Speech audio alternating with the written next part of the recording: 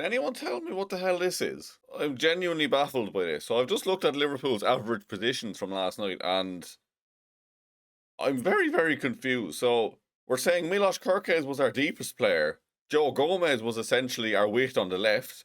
Gravenberch was somehow further forward than Ekitike. And it was just whatever the hell this is. We just had a 5-5 formation by the looks of it. Like, what is that? What is that like? Anyway, welcome along to Anfield Agenda. My name is Conor and I'm here to go through all of the latest Liverpool news after Liverpool's very, very, very disappointing defeat last night in Paris. 2-0 loss. Could have been far worse, but as you can see from that image a minute ago, like, what was that? What was that performance? It was just absolute desperation from Arne Slot to change system, to go 3/5 at the back, whatever way you want to look at it. It was a complete, just cowardly decision, really. It was completely cowardly. Like, we just sat back, 26% possession, 0 shots on target, complete damage control, didn't work, didn't pay off. Although some journalists would tell you it did pay off, apparently, but my God, lads, my God. Before we get into it, please do hit the like button. It really helps us out. We smashed the 1,000 target yesterday. Let's try for 1,500 this morning. We can do it. Come on. Let's start off with the Athletic. This coming from Liam Tharm, who said, switching to a back five from the start was one of the only tactical tweaks Arne Slot had yet to opt for with Liverpool this season. Injuries at right back, poor form for Mohamed Salah and big money spent on forwards has meant a lot of reshuffling. This change was to add protection for a leaky defence who had to face the free-scoring European champions away from home. Without ever being great or dominating possession, Liverpool showed the shape might become an effective blueprint for the Premier League. Without ever being great or dominating possession, Liverpool showed the shape might become an effective blueprint for the Premier League. They pressed well and stifled PSG's deep build-up in the first half. How? How? How has anyone watched that last night and said, yeah, that could work? He's onto something here. Like, just fuck off. At times, they were pulled around the pitch by PSG's rotations. They do that to most opponents, and Luis Enrique's team found space in behind the centre-backs when Virgil van Dijk and Ibrahim Konate went tight in their marking. Like, just fuck off. At times, they were pulled around. We were pulled around for 90 minutes. We gave away at least 7 or 8 gilt-edged chances, and there should have been at least 6 goals last night. Just fuck off. I just say this is like, might become an effective blueprint for the Premier League. Like, are we actually having a laugh? Are we being serious here? Like, I'm no tactical genius, but I'd like to think I'm somewhat smart, and what? Fuck me, like, how do these people get a job writing about football? Like, just to write this, to sit down and think, yep, that worked, yeah, I'll write that down. That's like, just, no. I'm going to lose my mind on here, I swear to God. Let's move on to James Pearce then. Let's see if this is any better. So he said, Hugo Ekitike returned to PSG with a point to prove, only for the Liverpool striker to leave with a familiar sinking feeling. On a torrid night, even a passive Liverpool lineup failed to muster even a shot on target. Ekitike was unable to make any kind of impact. If there was one positive to take, it was Alexander Isak making his comeback with a 15-minute cameo after nearly 4 months out. But their Champions League hopes are dangling by a thread. Good to see Isak back on the pitch, of course, but he was on the pitch for 20 minutes and he had a total of 3 touches. 3 touches of the ball, Alexander Isak. Welcome back, Alexander Isak, and the issues we've had getting the ball to him. Like, just, we had this at the whole start of the season, that we played Isak and we hadn't got a clue how to get the ball to him. And it's good to see we've continued on with that. At least there's some consistency in that. Like, not having to go with Isak here. I'm having to go at Slot and not knowing how to use players. Like, 20 minutes on the pitch. Good to see him back out running around. Good to see him back from the injury. But it's just the same problems being shown up again. James Pearce continued, it was a torrid night for Hugo Ekitike on his return to Paris. He completed just 59% of his passes and won 36% of his duels. The French striker wasn't helped by Slot's tactical setup, which was based on damage limitation, but Liverpool needed more from him. Now, this part from James Pearce, this really annoyed me. The goals have dried up for Ekitike. It's now just 2 in his last dozen appearances. Fair enough, that's a stat, and fair enough he hasn't been good enough recently.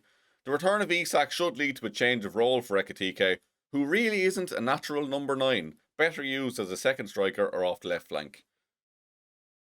Ah? Since when is Ekitike not a striker exactly? Like, I can't profess to have watched a huge amount of them at Frankfurt or PSG or whatever, but like I looked on transfer markets and they just like they list off like where players play. He's played 162 games at striker in his club career. He's played on the left wing 4 times and as a second striker twice. Like, I know he's played for France off the left at times this season. He's looked good there, to be fair, but can we not start rewriting stuff again? Like, where has this discussion been all season? Like, I've never seen one journalist, one fan, or anyone say that Ekitike is not a number 9. Like, that has not been a thing. Why is it suddenly a thing? Like, fair enough, he can play off the left, and I'm sure he will play off the left a bit more when Isak is back, and I'm sure we'll use that at times, but like, why are we pretending he's not a striker anymore? Like, he even said in the first part, a French striker. Like, just, what?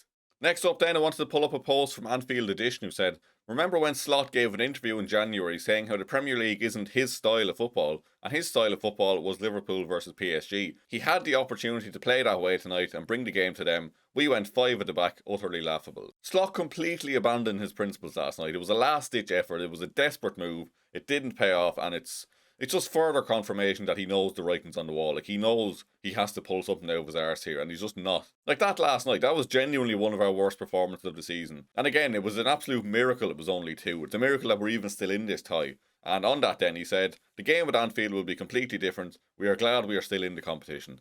So he's just glad to be there. He's just glad to not be 4 goals down or 10 goals down. But can anyone see us win at Anfield? Because I just really can't. I think we'll score 1 or 2, but I can't see us stopping them. Like, they're going to score at least 2, in my opinion.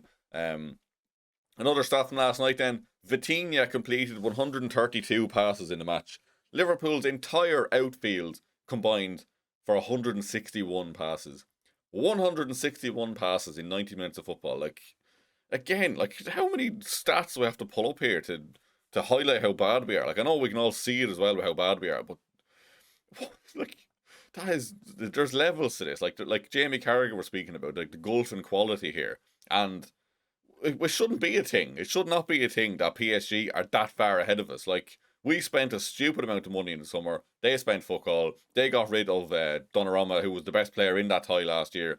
They look miles and levels and hills and mountains taller than us, whatever way you want to put it. We're the molehill, they're the mountain now, like, and it shouldn't be like that. Like, Liverpool should be competitive. Like, we've kind of taken on this underdog status now because we know how bad we are. But Liverpool Football Club should be the favourite going into most ties. Liverpool should be competitive in these games, and not one of us is sitting here thinking we can do it. Like, no one truly believes. Like, we have, like, vibes or hope maybe, but does anyone actually believe we will go and do it? Because I really just don't, and it's depressing. It's Gagan depressing. I seen someone on Twitter say that there earlier. Like, this team is absolutely Gagan depressing, and I think that's a good way to sum it up.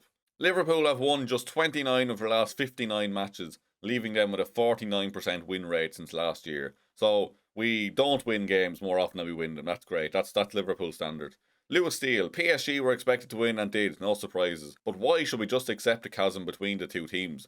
Liverpool have gone from believers to doubters again. Arne Slot and those above him are to blame for that.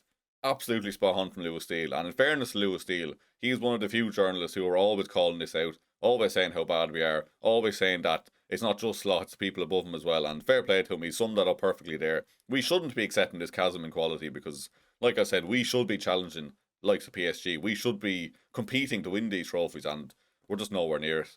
Liverpool have lost 3 consecutive matches in all competitions for the 3rd time this season. It's the first time they've had 3+ runs of 3+ consecutive defeats in a campaign since 1953-54, when they were relegated from the top flight. Relegation form, that's what we're in at the minute. Like, there's no words, lads, there's no words. And, like, I know I'm coming on here speaking for like 10 minutes every morning, so there obviously is words, but I'm just sick of it. I'm just gonna bang my head off something at this point. Just get rid of him. Get rid of this fucking bald fraud. Anyway, I think that's enough of that for this morning. Craig will be back with a video in the afternoon. We're recording the podcast then as well with myself, Craig and Chris. We'll be going over everything from last night. Looking forward to the Fulham game. Well, I'm not looking forward to the Fulham game, but we'll be looking ahead to that one. We'll be looking ahead to the second leg of this Champions League tie as well, of course, see if there's any chance we can pull something back. So please do keep an eye out for that one. The podcast will be out around 5 or 6 o'clock. Video in the afternoon as well from Craig, and then live this evening, as always, from 8:45. So get your notifications on, hit the subscribe button, don't miss an upload or a live stream. Thank you very much for watching, and I'll see you very soon.